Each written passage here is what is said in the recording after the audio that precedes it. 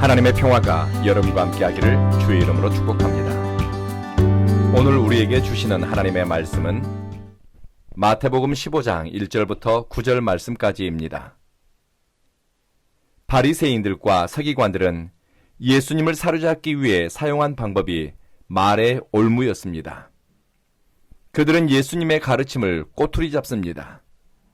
율법 지식과 신학 지식을 앞세워 갈릴리 촌사람 예수님을 말과 논리로 제압하려고 시도합니다. 말만 앞세운 종교생활, 진리의 핵심인 사랑과 긍휼이 빠진 율법 지식은 다른 사람을 살리기는커녕 자기 마음 하나 고치지 못합니다. 보는 것마다 삐딱하고 생각하는 것마다 어긋나 있으며 말하고 전하는 것마다 왜곡이 발생하지요. 예수님의 복음은 말에 있지 않고 능력을 통해 드러납니다. 사랑하는 능력, 참고 기다리는 능력, 포용하고 인정하는 능력, 회복시키고 온전케 하는 능력, 섬김과 배려의 능력, 하나님을 알아갈수록 삶의 하나님의 속성이 성품처럼 드러납니다. 종교 생활에만 익숙한 사람은 율법의 가치보다는 형식과 전통에만 집중하니 위장된 경건이 몸에 붑니다. 그들은 성경의 문맥을 보지 못하고 문자에만 집중하니 근시안적이고 하나님의 섭리와 뜻에 대한 이해가 부족합니다. 오늘 예수님을 찾아온 바리새인과 서기관들이 그렇습니다. 갈릴리 출신 예수라는 사람이 영적으로 사회적으로 센세이션을 일으킨다는 소문이 예루살렘까지 퍼졌습니다. 예루살렘에 있는 유대교 당국에서는 예수님을 검증하고 또 예수님의 하나님 나라 운동을 컨트롤하기 위해 바리새인과 서기관을 파견했습니다. 성경에 능통하고 유대 전통과 문화에 도 같은 사람들이었겠지요. 그들이 예수님을 검증하기 위한 첫 질문은 어째서 당신의 제자들은 손을 씻지 않고 음식을 먹음으로 전통을 범하느냐 하는 것이었습니다. 예수님의 제자들이 장로들의 전통을 지키지 않는다는 비난이었고 질책입니다. 이 질문에 담긴 속내는 너희들이 전통을 알아? 너희들이 율법을 알아? 갈릴리 촌놈들이 정결 예식 하나 지키지 못하면서 어디 한번 대답해봐라. 전통에 대한 자부심, 율법에 대한 우월감이 있습니다. 내려다보거나 얕잡아보는 의도가 담겨 있습니다. 예수님은 이들의 의중을 읽었습니다. 그럼 전통을 그렇게 잘 아는 너희들이 어째서 하나님의 계명은 범하느냐 되묻습니다. 하나님은 내 부모를 공경하라 말씀하셨다. 심지어 너희들은 부모를 욕하는 자식은 죽여서 본때를 보여주어야 한다고 말한다. 그런데 어떤 사람이 내가 부모님을 부양하기 위해 써야 될 돈을 하나님께 제물로 헌금으로 드렸습니다 라고 하면 그것을 합당하게 여기느냐? 아버지, 어머니를 제대로 돌보지도 못하면서 하나님께만 잘하면 모든 것이 오케이라는 바로 너희들의 전통 때문에 사람들이 자식도리를 못하고 하나님의 말씀을 저버리고 산다는 것입니다. 왜곡된 전통이나 잘못된 신앙 습관은 사람의 심령을 황폐하게 만들고 부모, 자식 간의 도리뿐만 아니라 사람의 도리도 못하게 만듭니다. 잘못 해석되고 적용된 신앙의 원리는 하나님의 말씀의 가치를 왜곡시키며 하나님 없는 일상, 진리가 빠진 종교 생활에 열심을 내게 합니다. 그런 신앙, 그런 종교 생활은 아무리 열심히 믿고 부지런히 따라가도 사람의 도리도 못하고 하나님에 대해서도 진리에 대해서도 아는 것이 없습니다. 예수님의 말씀의 핵심은 외적으로 무엇을 했느냐, 남 보기에 어떻게 보이느냐로 평가받는 신앙생활이 아니라 네 마음의 중심을 지키고 속사람이 말씀의 정신으로 가득하며 심령이 변화된 삶을 살라는 것입니다. 종교적 형식주의의 허상을 깨뜨리고 위장된 경건의 옷을 벗으라는 겁니다.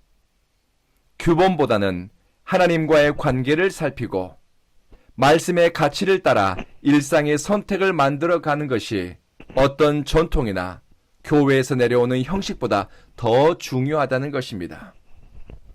과거 유대 종교와 마찬가지로 현대 교회도 자기들만의 전통을 만들거나 신앙 규범을 만들어 그것을 하나님의 말씀보다 더 앞세우는 경우가 있습니다.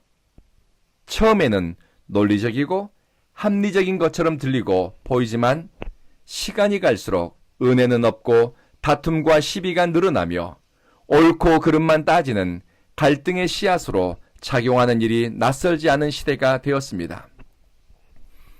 오래전에 주일학교 학생들이 어른들과 함께 모여 예배드리면서 아이들이 어른들의 예배 태도와 자세, 예배 예전을 익히도록 합시다. 좋은 취지로 온 세대 예배를 기획한 적이 있습니다. 온 세대의 통합 예배를 드리면서 어린아이도 담당 교육자의 지도를 받아 대표 기도를 시키려고 했습니다. 그런데 한 장로님이 문제를 제기했습니다. 세상에 이런 법은 없습니다. 장로들은 교육받고 기도하는데 어린아이가 뭘 알아서 기도하고 강단의 일을 함부로 올립니까?